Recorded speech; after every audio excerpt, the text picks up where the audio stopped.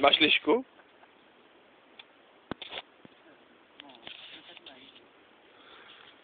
Oka.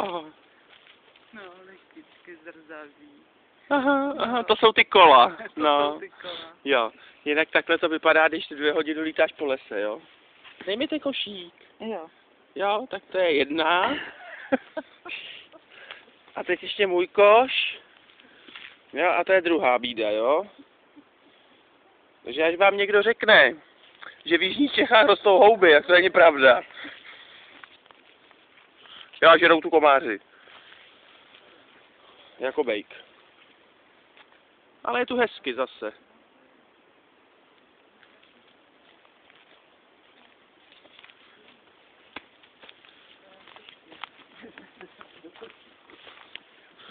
Tak šišky na věnec. Hele, houby. Někdo byl i v tom lese. A to tady byl minulý týden, tak vypadá. No. No tak nic, no. Tak to balíme a jdeme domů na kafe. To bude lepší.